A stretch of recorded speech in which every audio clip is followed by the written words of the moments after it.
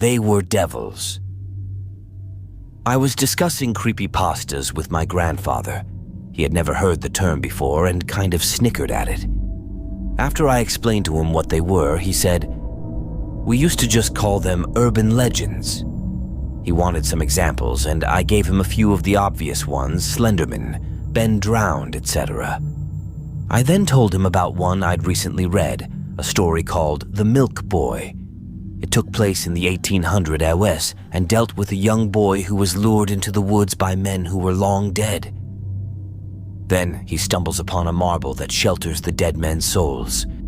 After the boy loses the marble, he becomes obsessed with finding it, eventually murdering everyone in his town. But the marble was gone. The boy failed to recover it, and it's alluded to that he will keep killing until he finds it. I was surprised by my grandfather's reaction after I told him that. He clammed up and became really awkward. I asked him if he was okay, and he only nodded. He then seemed to get weak and lost his balance. I assumed it was just the vertigo he suffered from. My grandmother took him home after that to rest. A week later, my parents and I dropped off some groceries to my grandparents' house. I was a little anxious to see my grandfather, since I hadn't spoken to him since the day he had his spell. We went inside, and he was in his recliner watching an old black and white Western movie. He seemed fine now. He smiled and gave me a hug when I went over to him. My mom and grandmother were in the kitchen, talking and putting away the groceries. That left just me, my dad, and my grandfather in the living room. The Western movie was still on, and none of us were saying anything. I fiddled with my phone. My dad was zoned out, and my grandfather was glued to his movie. Eventually, my grandfather finally spoke up and talked about how his car's check engine light had been on. I thought it was a little odd that that was the first thing he started talking about, and out of nowhere, really. But he knew my dad worked on cars. My dad seemed to jump at the chance to escape the awkward silence, and he went to the garage to take a look at the old car. My grandfather immediately muted the television after that. He looked over at me as I sat on the couch. He swallowed hard and said, "They were devils." I became extremely anxious right away. I didn't know what he was talking about, and everything now seemed a little creepy. I questioned him, and he repeated the same 3 words. "They were devils." "Who?" I asked. "The long dead men in the woods, from that story you told me about." I knew then that he was referring to the Milk Boy, the story I had told him about just before he had his vertigo spell a week earlier. It turns out, my grandfather had been told a similar story by his father. As he began to tell me the story, for some reason my instinct was to hit record on the voice memo feature on my phone. Here is what I was able to transcribe from the recording. "When I was little, we lived in New England. It's such a beautiful place, so what I saw and heard seemed very out of place. It was a summer night, a day or two before my 10th birthday. I couldn't sleep. The sun hadn't gone down yet, and I still had energy built up from the day. So I went to my window and opened it up. I sat there for almost 45 minutes and watched the sun dip down behind the mountains. When the dark came, I still wasn't tired, so I continued to just sit there. I saw raccoons scamper out from the woods and sniff around the trash cans by the garage. I saw bats flying above the trees. Those were all normal sights for living where we did. Then, just as I was starting to get tired, I heard some more rustling from the woods behind our house. I assumed it was just another raccoon at first. The moon seemed brighter that night than usual, so everything out my window was illuminated by the moon's glow. I saw something dark moving just within the trees, and then it stopped. It moved again, and then stopped. I shook off my fatigue and tried to focus on whatever was moving in the woods. A long shadow then extended from within the trees. It grew long and then disappeared just as fast. The shadow did this again, and then a second shadow joined it. As the shadows stretched across the yard, they reached the trash cans. The trash cans moved as the shadows made contact with them, and one of the metal lids crashed to the ground. That's when I realized they weren't shadows at all. I gasped loudly, and the dark appendages retracted quickly back into the woods like they were scared. As soon as they were out of sight, a horrible, dry howl emerged from the darkness. It shattered my nerves and I fell backward. I rushed to my bed and tossed the covers over my head.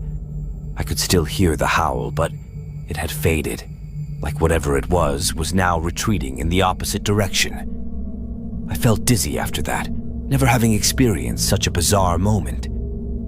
I passed out and didn't wake up until the morning. When I woke up, the first thing I did was go to my window. It was still open, and now a musty smell had come in through it overnight. It was foggy outside, so I blamed the fog for the odd scent. The trash cans were still there, and one of the lids was still on the ground. At breakfast, I told my father what I had seen. He didn't say a lot at first, other than I shouldn't have been awake and out of bed at that time. But a little later in the day, after the fog had burned away, I was outside with him, helping carry firewood to the side of the house. He picked up the metal lid and put it back on the trash can. He looked out into the vast sea of wilderness that surrounded our little house and told me to come closer. When I did, he pointed to the woods. "Is that where you saw it?" he asked. "Yes," I said. He then told me a bizarre story that both scared me and scarred me. About 100 years earlier, there was a family of 4 who lived in our house. There was a sickness that was going around, a virus that made the father ill. He died within days of contracting it. That left only the mother to care for her 2 children, a boy and a girl. The mother went to work every day, sometimes not coming home for up to 8 or 9 hours. That left the boy to care for his little sister. At 10 years old, he was the eldest of the 2 children. He would fix meals for his sister, play with her, help teach her things. One afternoon for lunch, the boy had poured his sister a glass of milk. The milk had gone bad, but he didn't know it. The girl drank it and screamed at the foulness of it. She fell ill immediately, violently throwing up and breaking out into a high fever. The boy panicked and said he would go get help. The closest neighbor was roughly a mile away, but the boy knew that if he cut through the woods, he could save himself about a quarter of a mile. He got his sister comfortable in her bed with a wet rag on her head, and he took off into the woods. He ran and ran, but the woods seemed different to him. They seemed contorted, or even backwards. The boy stopped when he realized he was lost. That's when he heard a voice. It was a deep voice, almost inhuman. He looked around but didn't see anyone. He called out and then heard the voice again. It was saying, "He'll be the 6th." The boy turned around again, and this time what he saw made his blood run cold. There was a small group of trees that stood in front of him, each with human remains tied to them. The boy gagged as the overwhelming stench of decay overpowered his senses. The boy heard the voice again. This time it asked who he was. "Doyle," the boy responded, still unsure of where the voice was coming from. The voice spoke again in a different language. Doyle didn't understand the words he was hearing, but started to hallucinate and see things in front of him. The trees were bare, and a mob of villagers from somewhere were dragging 5 naked men through the woods. They had the 5 men bound and gagged, but the men didn't seem to be putting up a fight. It was almost like they had accepted their fate, or even wanted it. Doyle watched as the villagers tied the 5 men to the trees and condemned them to die for their dark practices, calling them each a devil. As I looked deeper into the creepypasta story, I realized it was part of a larger story called The Wool, which deals with a supernatural entity designed by the Milk Boy legend, violently mutilating people in small towns who emits a dry, hollow cry. Stories took place in the New England area, dealt with similar themes, as well as included a boy named Doyle. My grandfather remains convinced to this day that the shadowy appendages of what he saw coming from the woods that summer night was a more ghastly iteration of Doyle. He said what he saw was real, and combined with the story his father told him, there was no other explanation for what he witnessed. I can't imagine something like that even being real, but now there seems to be multiple versions of the same story. As I looked deeper into the creepypasta story, I realized it was part of a larger story called The Wool. which deals with a supernatural entity designed by the Milk Boy legend, violently mutilating people in small towns who emits a dry, hollow cry. Now I am convinced that maybe there are more stories like this out there. Maybe other people have heard a terrible cry from deep in the woods in New England.